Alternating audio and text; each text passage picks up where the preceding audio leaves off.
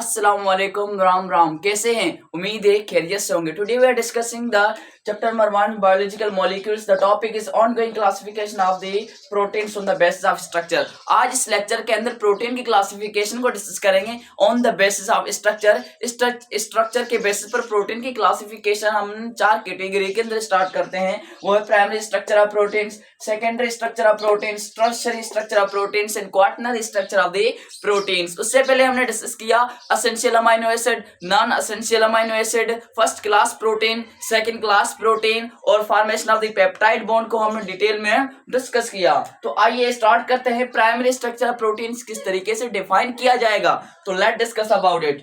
याद रहे कि प्राइमरी स्ट्रक्चर ऑफ प्रोटीन के अंदर हम कहेंगे linear chain of amino acid. क्या होगी? Linear chain of amino acid, जिसके अंदर अमाइनो एसिड की क्या होती है? लीनियर चेन होगी। वो basically primary structure of proteins के अंदर शुमार किया जाएगा।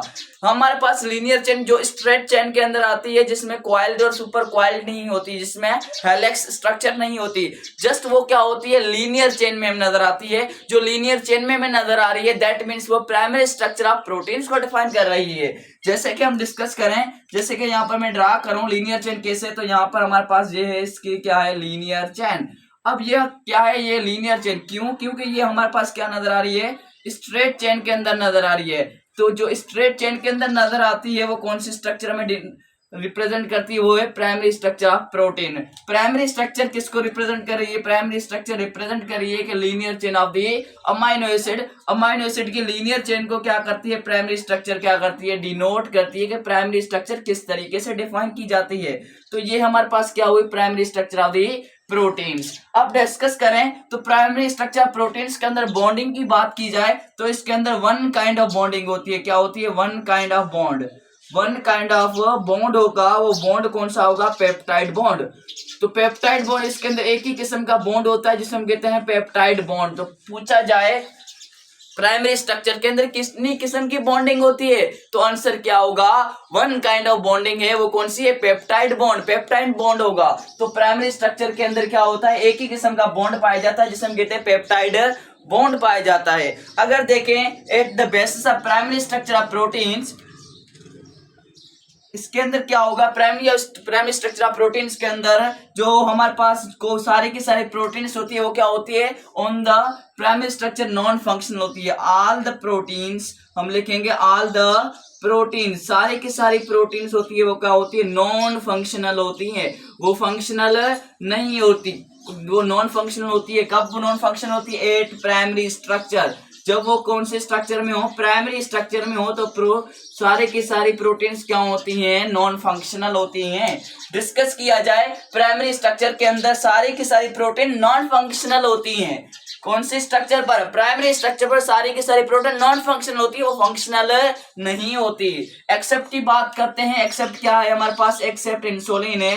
इंसुलिन क्या है? वो फंक्शनल बन जाती है। इंसुलिन क्या होती है? एक किस्म की फंक्शनल प्राइमरी स्ट्रक्चर के अंदर इन्वॉल्व की जाती है। वो स्ट्रेट चेन के अंदर होती है, वो लीनियर चेन के अंदर होती है और इसके अंदर वन काइंड ऑफ बॉन्डिंग होती है, पेप्टाइड बॉन्ड। ये क्या होती है? प्राइमरी स्ट्रक्चर पर फंक्शनल होती है। बाकी सारी प्रोटीन्स क्या होती हैं? नॉन फंक्शनल होती है। The structure of the primary structure.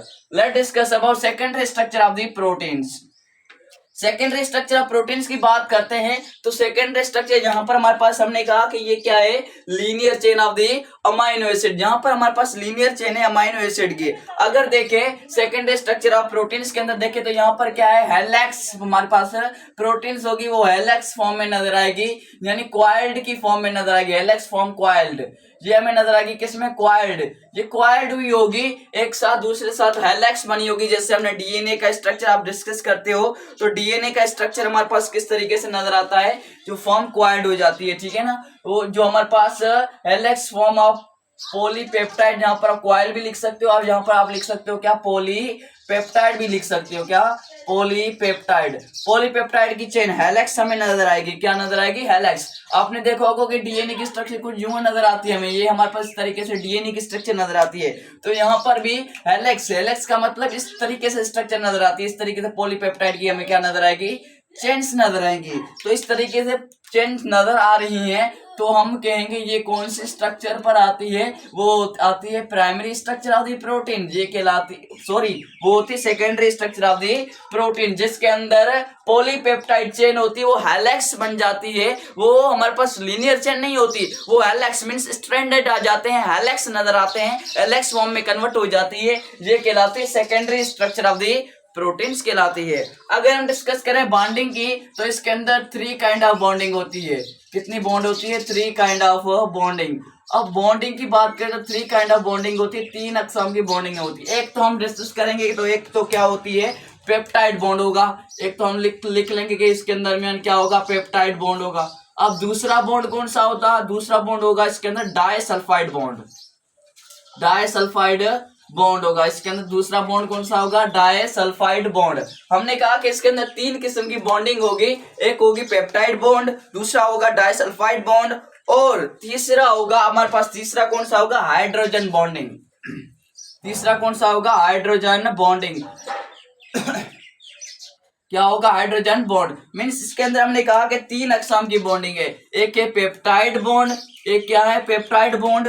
दूसरी बॉन्डिंग है वो है डाइसल्फाइड बॉन्ड, क्या होगा? डाइसल्फाइड बॉन्ड है। और तीसरी है हाइड्रोजन बॉन्डिंग है। तीसरी कौन सी है? हाइड्रोजन बॉन्डिंग है। तो हमारे पास सेकेंडरी स्ट्रक्चर ऑफ प्रोटीन्स की बात की जाती है तो ये हेलेक्स नजर आती है, पॉलीपेप्टाइड की चेन हेलेक्स नजर आती है, तो आप समझ जाएंगे वो कौन सी है, वो basically secondary structure of the protein है, जिसके अंदर 3 अकसाम की बॉन्डिंग पाई जाती है। एमडीकेट के अंदर ये पूछा जाता है कि सेकेंडरी स्ट्रक्चर के बेस पर प्रोटीन के अंदर कितनी बॉन्डिंग आती है, तो सेकेंडरी के अंदर प्रोटीन की कितनी बॉन्ड होती है? 3 बॉन्डिंग होती है। एक पेप्टाइड बॉन्ड होता है, डाइसल्फाइड बॉन्ड होता है और हाइड्रोजन बॉन्ड पाया जाता है।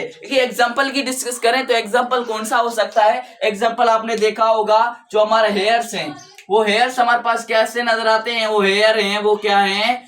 सेकेंडरी स्ट्रक्चर प्रोटीन्स के अंदर आते हैं, वो हेलेक्स फॉर्म में नजर आते हैं हमें। और स्पाइडर वेब, स्पाइडर वेब आपने देखा होगा, स्पाइडर वेब होगा, वो भी किसके अंदर आता है? Secondary structure of the proteins के अंदर आता है। तो हमारे बाल हैं, स्पाइडर वेब है, वो सेकेंडरी स्ट्रक्चर ऑफ प्रोटीन्स के अंदर किया जाते हैं, इन्वॉल्व किए जाते हैं। तो ये हमने डिस्कस किया सुपरकारी स्ट्रक्चर ऑफ द प्रोटीन्स को डिस्कस किया।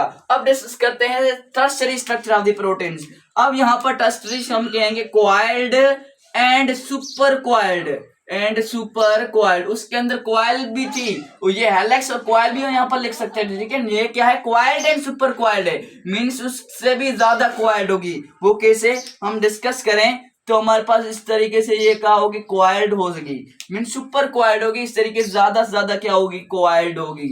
ये हमें स्ट्रक्चर, हमें कुछ इस तरीके से स्ट्रक्चर नजर आएगा, तो इस तरीके से सुपर कॉइल्ड नजर आएगी हमें। कॉइल्ड भी होगी, उसके साथ सुपर कॉइल्ड भी है।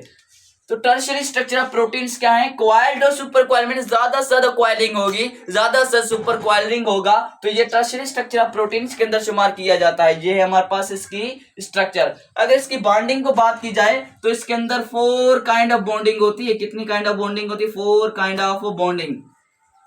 4 काइंड ऑफ बॉन्डिंग मीन 4 अकसाम की बॉन्डिंग होगी। एक तो पेप्टाइड होगी, एक कौन सी होगी? एक होगी, हम लिखते हैं यहाँ पर, एक तो पेप्टाइड बॉन्ड होगी, पेप्टाइड बॉन्ड होगा। दूसरी कौन सी चीज होगी? दूसरी होगी, ये कॉइल्ड है तो 3 स्ट्रक्चर ये आएगी यहाँ पर। दूसरी होगी डाइसल्फाइड बॉन्ड, दूसरा कौन सा होगा? Disulphide bond. तीसरा होगा वो होगा आयोनिक बॉन्ड, इसके अंदर आयोनिक बॉन्ड भी होगा। चौथा होगा हाइड्रोजन बॉन्डिंग, इसके अंदर हाइड्रोजन बॉन्ड भी होगा। That means you can say the tertiary structure of protein consists 4 kind of the bonding. First one is peptide, second one is disulfide, third one is ionic bond and fourth one is a hydrogen bond. तो हम कहेंगे tertiary structure of proteins के अंदर वो coil भी होती है और सुपर कॉइल्ड भी होती है, जिसके अंदर 4 अकसाम की बॉन्डिंग पाई जाती है। एक होता है peptide bond, disulphide bond, ionic bond and hydrogen bond पाया जाता है। अगर देखें quaternary structure of the proteins तो हम लिखेंगे मोर कॉइल्ड। ये भी क्या होगा? मोर कॉइल्ड होगा, मीन्स आधा से ज्यादा कॉइल्ड होगा, ज्यादा से ज्यादा में कॉइल्ड नजर आएगा। अब किससे? टर्शियरी से ज्यादा कॉइल्ड नजर आएगा। सॉरी, इसकी एग्जांपल, टर्शियरी की एग्जांपल की बात करें तो टर्शियरी की एग्जांपल्स क्या हैं? एंजाइम्स हैं। तो एंजाइम्स हैं, ये एंजाइम सारे के सारे किसकी स्ट्रक्चर में आते हैं? Tertiary structure of the proteins के अंदर आते हैं।